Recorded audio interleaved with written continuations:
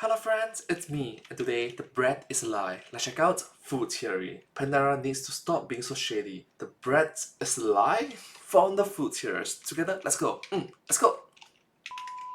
Panera's reputation keeps taking hits lately. First, it was their lemonade we covered that since then has landed itself in 3 different lawsuits, but now they find themselves wrapped up in yet another controversy, and their shady business might lead to the law redefining what fast food is forever.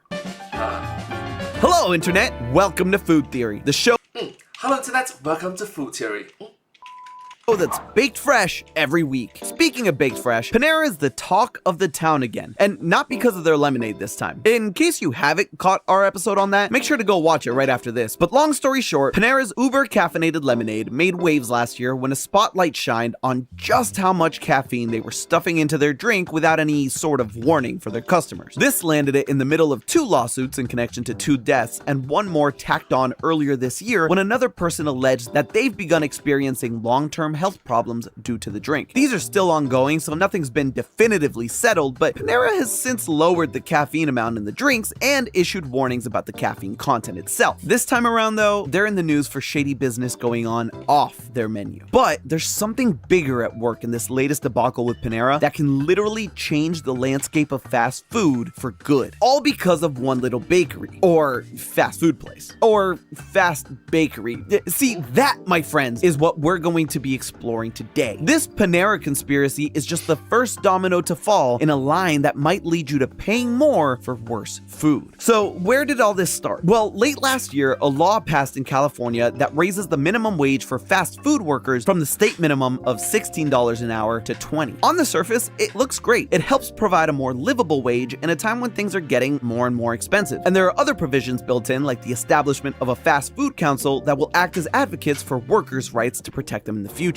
However, some eagle-eyed reporters found that there's a loophole in the law that will exempt Panera from this, and almost exclusively them. Obviously, this led to people asking questions as to why something like this would be added to the bill, and the closer people looked, the worse it got for Panera. To understand that, though, we gotta take a closer look at the law itself, which, by the way, made me laugh more than it should have because of the very real fast food council I mentioned. In reality, it's just a group of members that set industry working conditions, but in my mind, all I could picture was a Jedi Council composed of Ronald, the King, Wendy, and the terrifying Jack in the Box wearing ceremonial hoods in a dark room. I don't even know what they would talk about. Maybe how much sickier they can make their floors. But back Star Wars!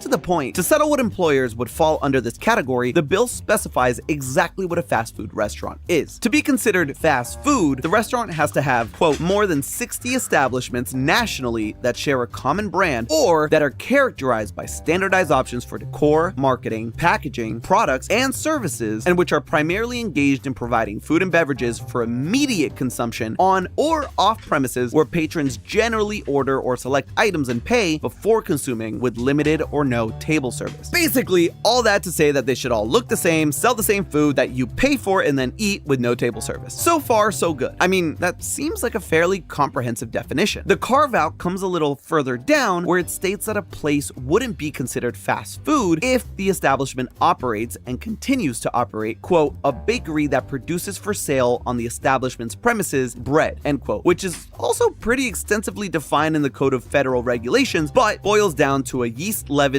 dough mixed with some sort of moistening agent like water or milk and another leavening agent like yeast. There's a whole lot of wiggle room within this definition so that pretty much every variation of bread slots in. The final big point in the bill states that the establishment also has to sell its bread as a standalone menu item, which means the buns at McDonald's, for example, wouldn't count. I mean, for crying out loud, their buns barely skirt by the definition of bread. Who in their right mind is going to want to buy them separately? Looking at the text of the bill, there's seemingly no reason why Panera wouldn't fit neatly in that bakery category. They certainly make and sell their bread as a standalone item on the menu. Actually, if we take that definition at face value, it wouldn't be the only fast food place to fall there. Jimmy John's, a national chain that specializes in subs, can also be defined as a bakery according to this. Jimmy John's bakes their bread fresh every day, but unlike some other sandwich chains like Subway, their bread is actually for sale on their menu as a completely separate item. You can see it right there under the sides. Fresh baked French baguette. So where Subway or Jersey Jersey Mike's or whatever other place would not apply for this exemption because the bill clearly states the bread can't be for sale as part of another menu item, like a sandwich. Jimmy John's does. And it doesn't matter that Jimmy John's doesn't call themselves a bakery, because by the mere fact that they produce bread for sale, you can easily make the argument that they're just as much of a bakery as Panera. Despite that, Panera is the one being singled out right now. Critics claim that the carve-out in the law is tailor-made for Panera, and people are insinuating it shouldn't even be considered a bakery. Seems a bit odd considering it's right there in the name, Panera Bread. Even going further back, when it was first founded in St. Louis, Panera Bread was first known as a St. Louis Bread Company. In fact, it still is, in 100 locations spread around the greater St. Louis area. When it started in the 90s, it was nothing more than a bakery actually. No muffies, no tomato soups, no sandwiches, just good old-fashioned sourdough. I actually didn't know this, but in researching for this episode, I found out that they still use the same sourdough starter to this day. That is impressive. If you don't know what a starter is, it's basically a unique culture of bacteria and yeast that acts as the leavening agent when making bread. Keeping a starter is like keeping a pet. It's alive, you have to care for it, even feed it. But if it dies, you could just try again with another. So it's less like a pet and more like a Tamagotchi. I know that. Ooh, Tamagotchi! Oh, that's classic. But a lot of viewers does not know what Tamagotchi is.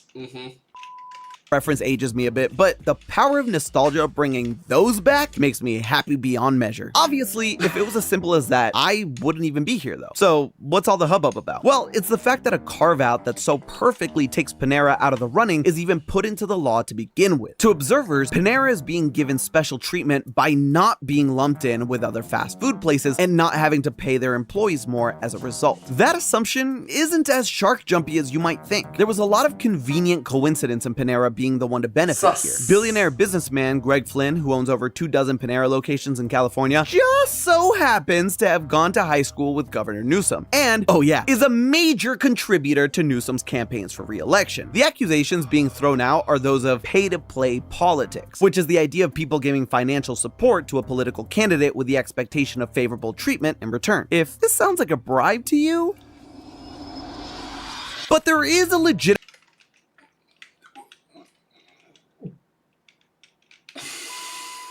reason as to why Panera isn't a bakery, at least according to the bill. Panera doesn't make their dough fresh in every location. The bill's exact text says that a bakery has to produce their bread, and technically they're not. They're just baking it. And that's true. Like we established, Panera gets their dough delivered frozen from a central hub to be baked fresh every day, but not made from scratch. By that standard, almost no large chain like it would be considered a bakery. Pret a Manger, another popular spot similar to Panera, also distributes their doughs to their locations for them to be baked fresh every day. In fact, it would be against their best interests as large chains to have each location make their dough fresh, and it all comes back to the mother dough. The starter I mentioned earlier, maintaining the same one in a central hub allows you to essentially make the same bread over and over. You can make a bread with it, then a year later, or in a completely different location, make the recipe again, chuck in some of the starter, let the bacteria and yeast infect the bread mixture, and voila, you have the same tasting loaf. Places as large as Panera tend to have this system of shipping frozen dough from a central mother dough because it's a form of quality control. While they could take bits of their mother dough and give it to every franchisee so they can make their own dough fresh every day, that introduces a bunch of variables all of a sudden that can affect how your bread tastes from location to location, depending on things like how the owners store the starter, how they take care of it, and so many other things that can make their product become inconsistent. When you're a chain as large as Panera, inconsistency is your biggest enemy. Now, whether Panera ends up being exempt or not will have to be decided by the courts when it all goes into effect next month. I'm no judge or lawyer or even law student, but I have watched the series Suits in its entirety at least 4 times, so I feel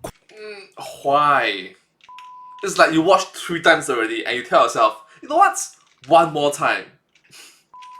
qualified enough to say that this isn't a clear-cut situation. Newsom and his team have even come out to agree with me and say that Panera actually isn't exempt and will have to up their wages to $20 like all the other fast food chains. Now, like I mentioned, it's not up to them, but the courts. But even if Panera was exempt from paying their workers more, every other fast food place would instantly become more attractive to any prospective employee, and Panera would have to up their wages to be competitive anyway. Unless you live in a town with just the one Panera and no other fast fast food options, in which case your biggest concern should be getting out of that town. This is called wage pressure. If every other restaurant is paying more to their employees, Panera would have no incentive to pay a lower wage. Nobody would want to work there and the business would tank. So at the end of the day, despite potential shady business going on, it looks like Panera won't be getting any special treatment after all, even if they Oh, the more you know. Wage pressure.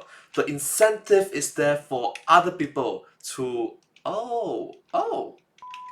were, they'd have no reason to pay less than their competitors because they wouldn't be able to get anyone to work for them if they could just go down the block to McDonald's and get paid more. Just the way the bread bowl crumbles, I guess. But hey, that's not the end of the story. Because setting a precedent like this could have ripple effects that spread wide, especially as more and more labor rights advocates fight for fair wages across the country. Right now, the topic of conversations is fast food and bakeries. But one aspect of Panera that isn't under scrutiny at the moment is their fast casual label. For the moment, fast casual restaurants like Chipotle and Panera aren't legally separated from McDonald's or Burger King. That said, it could very well change. Going back to Newsom and Flynn, while they denied talking about Panera specifically getting an exception, Greg Flynn did say they met to discuss carve-outs in the law for fast casual restaurants, and Newsom's communications director echoed this, saying the bakery clause was about defining fast food and fast casual restaurants. How that was meant to do that is honestly beyond me. But okay, Panera after all does fall into the legal category of fast food, but colloquially, Panera is definitely seen more as a fast casual place. Even on their own website, they refer to themselves as a fast casual restaurant. They have, for the most part, better quality food, a better sit-down experience, and a higher price range that takes it away from the likes of the Burger Kings and Taco Bells and puts it in the company of the Chipotles and the Shake Shacks. Those are typically the go-tos for separating the two categories, but not from any legal point of view. The definition I gave earlier of fast food restaurants easily describes fast casual restaurants as a whole as well. So what does separate them? Panera, as much as McDonald's, has a standardized decor, marketing, and line of products. And in both places, you select your items and pay before consuming with limited table service. Does it all come down to the drive-thru? Well, not every McDonald's has a drive-thru. Fast casual restaurants tend to put more emphasis on fresh ingredients and quality overall, but that doesn't exclude all fast food restaurants either. The answer isn't easy to find and has been debated for some time. It's been a harmless debate before, something you fight with your friends over while you slurp some soup and eat a passable at best half sandwich at Panera. But thanks to Greg Flynn and the controversy, it may soon need to be legally defined. And depending on the conditions that separate them, like one category being forced to pay more to its employees than the other, we may see these large corporations scrambling to lower their own quality so that they can call themselves fast food and potentially save millions of dollars by skimping out on wages. Heck, Panera is already loosening their ingredient standards, removing signs that include grass-fed, pasture-raised, no antibiotics ever, or any mention of hormones. Whether it's because they're going public as a company soon, or because they're bracing for this future definition, remains to be seen. While this dystopian situation may seem like a crazy hypothetical, thanks to one Panera franchisee's shady tactics, it may all too well become a reality. But hey, that's just a theory. A food theory. Bon appetit.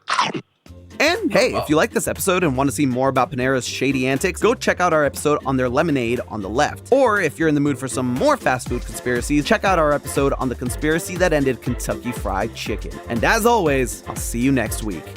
Well, thank you so much. I hope to see you in my next video. I'm going to read the meme at the back. Take a look. Alright, so the meme at the back is...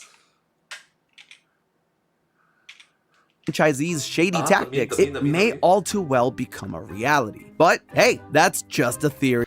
No, you can't change your friend's money. Haha, funny go. Brrr. But hey, that's just a theory. A food theory. Bon appetit.